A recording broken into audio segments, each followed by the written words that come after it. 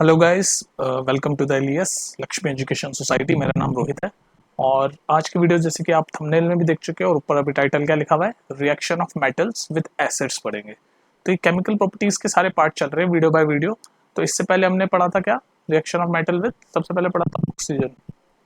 फिर second video में पढ़ा था reaction of metals with water. और आज की वीडियो में क्या पढ़ रहे हैं, reaction of metal with acid. तो ये सारी केमिकल प्रॉपर्टीज हैं किसकी, मेटल्स की। तो अब एसिड के साथ कैसे मेटल रिएक्ट करते हैं वो समझ लेते हैं हम।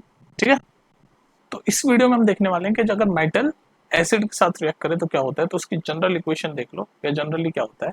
मान लो ये मेटल है, ठीक है, कोई सा भी मेटल है और ये एसिड के साथ रिएक्ट कर रहा है। कौन सा एसिड, डाइल्यूट, डाइल्यूट एसिड के साथ रिएक्ट कर रहा है। तो आपको क्या देगा, आपका क्या बनेगा, एक तो सॉल्ट बनेगा आपका, प्लस हाइड्रोजन गैस इवॉल्व होगी। H2 मतलब हाइड्रोजन गैस इवॉल्व होगी। ठीक है, तो ये है आपकी जनरल इक्वेशन जब मेटल रिएक्ट विद एसिड, जो कि आज का टॉपिक है। बात वही आती है कि क्या सारे मेटल, जितने भी मेटल होते हैं वो सारे क्या एसिड के साथ इसी तरह रिएक्ट करते हैं कि सॉल्ट बनाते हैं और हाइड्रोजन गैस इवॉल्व होती है। तो बात यह है कि आपने एक रिएक्टिविटी सीरीज पढ़ी है, तो हर मेटल अलग अलग रेट के साथ एसिड के साथ रिएक्ट करता है। मतलब जैसे फॉर एग्जांपल जब हम रिएक्टिविटी सीरीज देखते थे, मैं आपके सामने रिएक्टिविटी सीरीज लिख रहा हूँ। रिएक्टिविटी सीरीज में क्या होता है, सबसे सबसे ज्यादा रिएक्टिव होता है आपका पोटेशियम, सोडियम, कैल्शियम, मैग्नीशियम, है ना, एल्यूमिनियम। ये रिएक्टिविटी सीरीज आप याद ही कर लो तो ज़्यादा अच्छा रहेगा, चीज़ें समझने में आसानी होगी। आयरन, लेड, है ना, और उसके बाद आपका कॉपर, ये क्या, मरकरी, सिल्वर और गोल्ड। तो ये रिएक्टिविटी सीरीज है ऐसे डिक्रीजिंग ऑर्डर में। तो मतलब सबसे ज़्यादा रिएक्टिव कौन से हैं, ये दोनों। सोडियम पोटेशियम बहुत ज़्यादा रिएक्टिव है। ये तो इतने रिएक्टिव है कि इनको हम ओपन एयर में रख ही नहीं सकते, है ना। जो सोडियम पोटेशियम है ये सबसे ज्यादा रिएक्टिव होते हैं रिएक्टिविटी सीरीज में, टॉप पे हैं। तो ये ऑक्सीजन हो गए या वाटर हो गए, इवन कोल्ड वाटर के साथ भी ये बहुत ही तेजी से रिएक्ट करते हैं और एक्सोथर्मिक रिएक्शन करते हैं, मतलब हीट रिलीज करते हैं, बर्न कर देते हैं। तो इसलिए इनको छोड़ के और जो मेटल्स हैं जो एसिड के साथ रिएक्ट करते हैं वो ये तीनों को छोड़ के, क्योंकि ये सब जो है लीस्ट रिएक्टिव की कैटेगरी में आते हैं, लीस्ट लीस्ट रिएक्टिव। तो ये नहीं रिएक्ट करते एसिड के साथ, और एसिड के साथ रिएक्ट करके वही अपना सॉल्ट और हाइड्रोजन गैस नहीं बनाते। लेकिन बाकी जो आपके मेटल्स हैं, ये मैग्नीशियम, एल्यूमिनियम, ये सब आपके एसिड के साथ रिएक्ट करके salt plus hydrogen gas evolve करते हैं। पर इनकी वही, जैसे मैंने बोला, अलग अलग रेट है डिपेंडिंग अपॉन देयर रिएक्टिविटी। ठीक है, तो अब हम देख लेते हैं कुछ एग्जांपल्स। तो वही अब पहले मैं देख लेता हूँ कि आपका जनरल क्या है इक्वेशन। मेटल जब किसी भी डाइल्यूट एसिड के साथ रिएक्ट करता है तो आपका क्या बनता है, तो सॉल्ट बनता है और हाइड्रोजन गैस इवॉल्व होती है। ये तो है ना जनरल। तो अब मुझे बताओ, ये जो एसिड हैं कितने टाइप के हो सकते हैं, बहुत सारे टाइप के हो सकते हैं। हाइड्रोक्लोरिक एसिड हो सकता है, सल्फ्यूरिक एसिड हो सकता है ना, और नाइट्रिक एसिड यानी कि HNO3 हो सकता है। अब देखो इसमें समझने वाली बात यह है कि सारे मेटल ऑलमोस्ट इन दोनों के साथ तो रिएक्ट करते ही हैं। मतलब सारे मेटल हाइड्रोक्लोरिक एसिड और सल्फ्यूरिक एसिड के साथ तो रिएक्ट करते ही हैं और सॉल्ट और हाइड्रोजन गैस इवॉल्व कर देते हैं। लेकिन ये समझने वाली बात है कि HNO3 जो है, अगर कोई मेटल HNO3 के साथ रिएक्ट करता है, ये भी एक एसिड है, नाइट्रिक एसिड है। जब HNO3 के साथ कोई मेटल रिएक्ट करता है तो हाइड्रोजन गैस इवॉल्व नहीं होती, नॉट इवॉल्व हाइड्रोजन गैस। समझ रहे हो बात को, ये पूछा जाएगा क्वेश्चन में, हाइड्रोजन गैस इवॉल्व नहीं होती। अब ये क्यों नहीं होती है मैं बताऊंगा, लेकिन पहले कुछ एग्जांपल देख लेते हैं अपने HCl और सल्फ्यूरिक एसिड के साथ। ये HNO3 को, नाइट्रिक एसिड को 2 मिनट के लिए भूल जाओ। इन दोनों एसिड के साथ तो सारे मेटल रिएक्ट करते ही हैं और सॉल्ट भी बनता है और हाइड्रोजन गैस भी बनती है। ये एक्सेप्शनल है कि नाइट्रिक एसिड के साथ अगर मेटल रिएक्ट करता है तो हाइड्रोजन गैस इवॉल्व नहीं होती। ये समझ लिया आपने।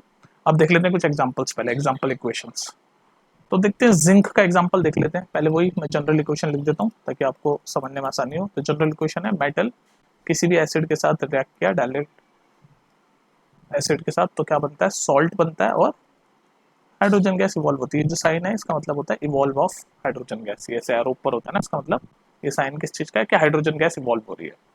तो हम एग्जाम्पल देख रहे हैं, अगर हम मेटल जिंक लें, जिंक एक मेटल है, और एसिड ले हम हाइड्रोक्लोरिक एसिड, ये जब दोनों आपस में रिएक्ट करेंगे तो सॉल्ट बनेगा। सॉल्ट क्या बनेगा, ZnCl2, जिंक क्लोराइड, और हाइड्रोजन गैस इवॉल्व हो जाएगी।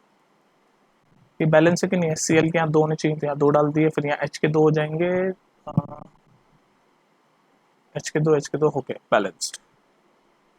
ठीक है, तो ये एक एग्जांपल हो गया आपका, देख लो आप जैसे, ये जिंक मेटल है, हाइड्रोक्लोरिक एसिड ये एसिड है, जब रिएक्ट किया तो सॉल्ट बना, ये सॉल्ट ही तो है, zinc chloride, zinc chloride salt ही तो होता है एक तरीके का, और ये हाइड्रोजन गैस भी इवॉल्व हो गई, हाइड्रोजन गैस इवॉल्व हो गई, ठीक है। तो ये एग्जांपल देख लिया आपने। अच्छा, जैसे कि मैंने बताया कि हर मेटल की रिएक्टिविटी, अच्छा जैसे कि मैंने क्या बताया कि हर मेटल की रिएक्टिविटी अलग अलग होती है, तो वो हम कैसे पहचानते हैं, इस रिएक्टिविटी सीरीज के साथ, है ना। तो ये जो रिएक्टिविटी सीरीज जैसे जैसे घट रही है ना, वैसे वैसे जो हाइड्रोजन गैस इवॉल्व होती है, हाइड्रोजन गैस इवॉल्व होती है तो उसमें बबल आते हैं ना, तो वो बबल डिक्रीज होते रहते हैं, डिक्रीज होते रहते हैं, यानी कि कम रिएक्टिविटी वाला मेटल है, और जिसमें हाइड्रोजन गैस के बबल बहुत ज्यादा होते हैं तो यानी कि हाई रिएक्टिविटी वाला है। तो अगर मैग्नीशियम होगा या एल्यूमिनियम होगा तो ये जिंक से ज्यादा बबल बनाएगा हाइड्रोजन गैस के, क्योंकि जिंक से ऊपर है रिएक्टिविटी सीरीज में एल्यूमिनियम, ठीक है, और जिंक वाला कम।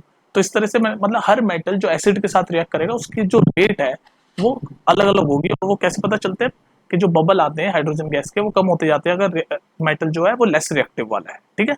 ये हो गया एक एग्जांपल भी देख लिया जिंक का। अच्छा, और क्या चीज है, अब जैसे मैंने आपको बताया था शुरुआत में कि एक एसिड होता है HNO3, यानी कि इसका नाम क्या है, नाइट्रिक एसिड।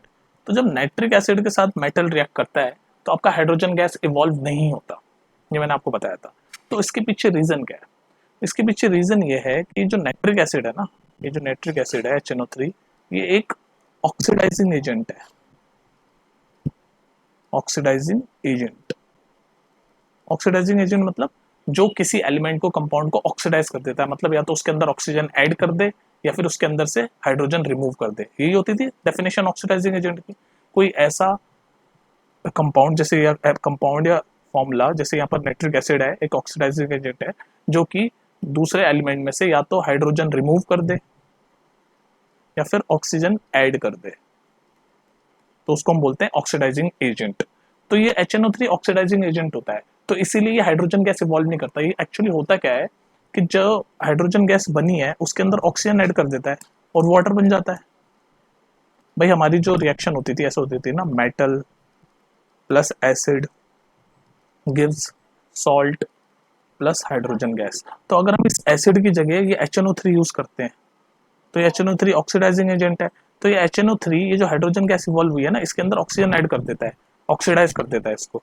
तो जैसे ही ये ऑक्सीजन ऐड करता है तो ये वाटर बन जाता है, और हाइड्रोजन गैस की जगह वाटर बन जाता है ये। और खुद HNO3 जो होता है वो क्या बन जाता है, खुद बन जाता है वो नाइट्रोजन ऑक्साइड, नाइट्रोजन ऑक्साइड बन जाता है खुद। किस किस फॉर्म का नाइट्रोजन ऑक्साइड बन जाएगा, या तो N2O बन जाएगा, है ना, या तो N2 बन जाएगा, या फिर NO बन जाएगा, या NO2 बन जाएगा, depend upon different different equation. तो हम ये कह सकते हैं, हम इसको स्टेटमेंट को बता सकते हैं। तो डेफिनेशन क्या है, या डेफिनेशन या कॉन्सेप्ट क्या है कि hydrogen gas is not evolved when a metal react with nitric acid. तो ये एक एक्सेप्शन भी बोल सकते हो कि जब नाइट्रिक एसिड के साथ मेटल रिएक्ट करता है नाइट्रिक एसिड के साथ, तो हाइड्रोजन गैस जो होती है वो इवॉल्व नहीं होती है, नॉट इवॉल्व, ठीक है। तो ये क्यों होता है ऐसा अभी मैंने बताया, क्योंकि जो ये नाइट्रिक एसिड होता है यानी कि HNO3, ये जो होता है ये स्ट्रॉन्ग ऑक्सीडाइजिंग एजेंट होता है, या फिर बोल सकते हैं स्ट्रॉन्ग ऑक्सीडाइजिंग नेचर होता है। और क्या करता है, ये H2 को ऑक्सीडाइज कर देता है, मतलब ऑक्सीजन ऐड कर देता है, तो वाटर बन जाता है, H2 बन जाता है H2।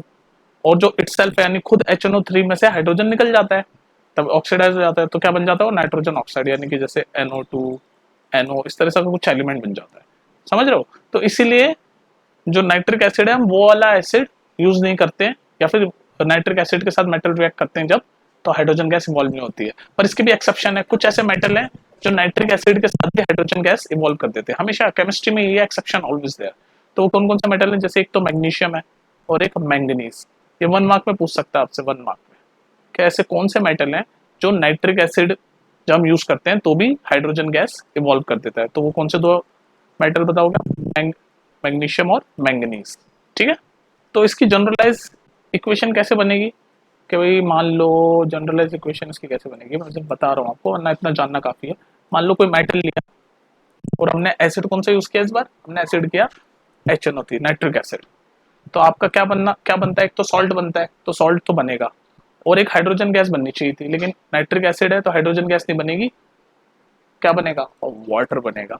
और ये HNO3 रिड्यूस हो जाएगा, मैंने बताया ये खुद रिड्यूस हो जाएगा किसमें, नाइट्रोजन ऑक्साइड में, तो क्या तो NO2 बन जाएगा या N2 बन जाएगा। तो इस तरीके की इक्वेशन आपकी जनरल इक्वेशन बनेगी। अगर कब, जब हम ये नाइट्रिक एसिड लेते हैं। तो अब देख रहे हो कि कहीं भी हाइड्रोजन गैस नहीं बनी, ये H2 बन गया, क्योंकि ये नाइट्रिक एसिड जो है वो क्या होता है, ऑक्सीडाइजिंग एजेंट। ठीक है जी। तो यही था बस आपका, जब मेटल रिएक्ट करता है एसिड के साथ तो आपको ये पता होना चाहिए। चलो इस वीडियो को कंक्लूड करते हैं जल्दी से। कंक्लूड क्या क्या पढ़ा हमने, शॉर्ट में समझने की कोशिश करते हैं। तो कंक्लूजन इस वीडियो का ऐसे कुछ करेंगे आप कि भाई पहली क्वेश्चन यानी कि जो इम्पोर्टेंट है, जो आज का टॉपिक भी है, कि जब मेटल एसिड के साथ रिएक्ट करता है तो आपका एक तो सॉल्ट बनता है और हाइड्रोजन गैस इवॉल्व होती है। ये आपको पता होना चाहिए। और इसका हमने एग्जांपल देखा था जिंक के केस में, कि जब हम जिंक मेटल लेते हैं और एसिड की जगह हमने HCl लिया था तो सॉल्ट क्या बना था, जिंक क्लोराइड, और हाइड्रोजन गैस इवॉल्व हो गई थी। ठीक है, ऐसी इक्वेशन बनी थी, यही बनी थी ना।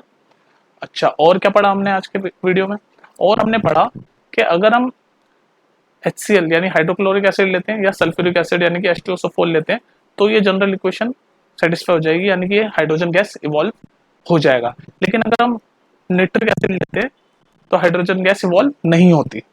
क्यों नहीं होती? क्योंकि ये ऑक्सीडाइजिंग एजेंट है, अभी मैंने समझाया। और तीसरा मैंने क्या बताया कि कुछ मेटल ऐसे भी हैं जो नाइट्रिक एसिड यूज करने के बाद भी हाइड्रोजन गैस इवॉल्व कर देते हैं, वो है मैग्नीशियम और मैग्नीज। तो ये एक्सेप्शन केस है। ठीक है, तो ये वीडियो यहीं तक ही थी, reaction of metal with acids. इसको अगर एक दो बार देख लेना अगर समझ नहीं आया, वरना आई थिंक समझ आ गया होगा। और तब भी समझ नहीं आया तो कमेंट सेक्शन पे ही कुछ भी कैसा भी डाउट हो कमेंट सेक्शन में बिंदास पूछ लिया करो। ठीक है, मिलते हैं फिर नेक्स्ट वीडियो में। Take care.